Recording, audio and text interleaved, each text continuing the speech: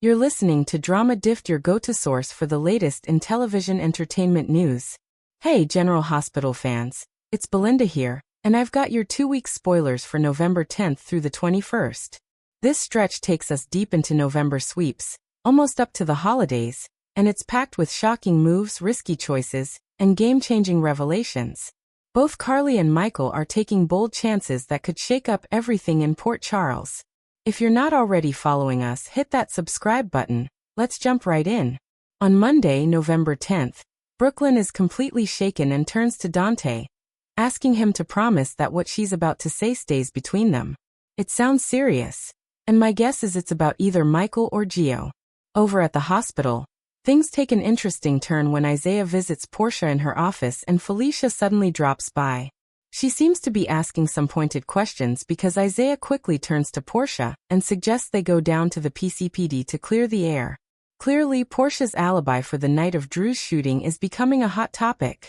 Later, Portia confesses to something, and I'm wondering if she admits to Isaiah that she did, in fact, have a motive for Drew's shooting. The two of them know she didn't actually do it. After all, she was with Isaiah that night. Meanwhile, Chase shares a plan that might involve helping Willow, and Alexis visits Willow in Pentonville with some hopeful news. She says a new suspect has surfaced, and Alexis doesn't care who it is, as long as it means Willow could go free. Elsewhere, Sonny tries to get through to Michael, insisting that the case against Willow needs to go away.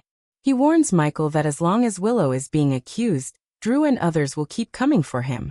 But Michael's adamant. He wants Willow kept away from the kids. Sonny, in a surprising twist, argues that children need their mothers. Ironic coming from him, given his history. Michael admits Willow could be convicted by Christmas, but Sonny hints there's another suspect in the mix, and it just might be Portia. Meanwhile, Nina gets an unexpected surprise and tells Drew they don't need to worry about Justina, because she's certain Michael will handle it himself. At the same time, Gio tells Emma it has to be that night they break into the lab, because they won't get another chance. On Tuesday, November 11th, Michael makes a shocking move, one that could involve Justina, Willow, or maybe both. Brooklyn, desperate for answers, tries to piece together what's going on. Meanwhile, Gio and Emma manage to sneak into the lab, but what they find leaves them horrified. It turns out the experiments might not be on animals after all. They could be on people. Elsewhere, something deeply unsettles Elizabeth, while Lulu shares a heart-to-heart with Olivia. They might be discussing Charlotte and Valentine growing closer, which could draw Lulu back into her daughter's life. Or maybe they're talking about Tracy. Britt starts to panic that same day, likely because of the break-in at the university, and she's terrified she'll be implicated. By Wednesday, November 12th, Brooklyn leans on Chase for support, fearing Gio might be caught in the lab break-in scandal. Dalton shows up at the worst possible moment, and I can't help but wonder if he's about to catch Emma and Gio in the act. Alexis feels the pressure from Drew, who's desperate to clear Willow's name and get her out of Pentonville. He's convinced she'll come home to him, but honestly, Willow can't stand him right now. Personally, I'm hoping she gets exonerated just so she can reject him, and we can see the look on his face when she does. Willow also gets a major shock on Wednesday. Maybe she makes bail or finally learns who the new suspect is.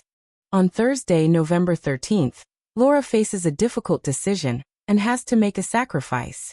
It might have to do with her position as mayor, or perhaps her friendship with Sonny. Meanwhile, Molly feels an enormous sense of relief, and I really hope we get more scenes between her and her dad, Rick Lansing, since we haven't seen him since Cody rescued him from that basement. Dante's police work hits close to home, which could mean Gio, Rocco, and the other kids involved in the break-in are in real trouble. Britt threatens Sidwell, warning she'll report him to their boss if he doesn't back off. He might want the kids punished, but Britt's not having it. Also, Chase crosses paths with someone who looks a lot like Nathan, though I doubt it's really him. Still, there's tension there, maybe even jealousy involving Dante. On Friday, November 14th, Sidwell turns on the charm with Ava, clearly trying to manipulate her. He's probably using her to get closer to Sonny, and maybe even Lucas. Justina's plan also blows up in her face, likely the one targeting Sonny. Things are tense between Trina and Jordan as Trina confronts her about the breakup of her parents' marriage. Meanwhile, something, or someone, completely shocks Carly, and Brit's worst fears come true, possibly about her father Caesar Faison. In casting news, Mark Fourier returns as the Wicked Pascal, which is bad news for Brit since she's no fan of his. During the week of November 17th through the 21st, Anna's fate is finally revealed.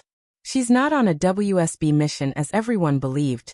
Someone's been pretending to be her, making calls in her name. These days, with AI voice tech, that's easy to fake, but in this case, the imposter is none other than Anna's supposedly dead twin sister, Alex. If Alex is really alive, that's going to be explosive.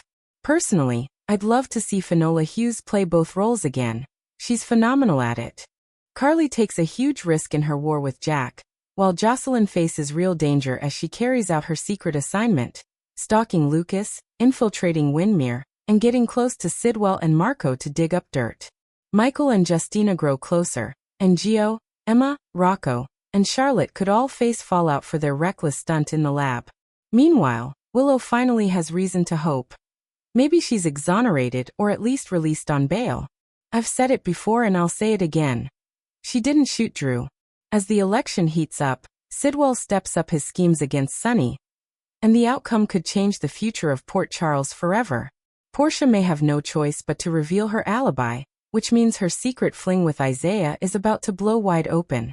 And when Jordan finds out, she's sure to tell Curtis. Ava gets closer to Sidwell, but that's a disaster waiting to happen. Jordan and Curtis also grow closer, while the mystery surrounding Nathan's disappearance could finally be unraveled. And about that strange cameo last week, the guy wearing the red number 7 pin? That was Peter Stormare. But don't get too excited. It was just a one-off tie-in for the release of Call of Duty, Special Ops. Kind of like when GH characters drop Star Wars or video game references. He's a great actor, but he's not sticking around. Thanks so much for being a loyal listener. Make sure to follow Drama Drift wherever you get your podcasts, Apple Podcasts, Spotify, iHeartRadio, and more, because you won't want to miss what's coming next. And don't forget to leave your thoughts in the comments below, give this video a thumbs up, and hit that subscribe button so you never miss an update. Thanks for watching, bye-bye.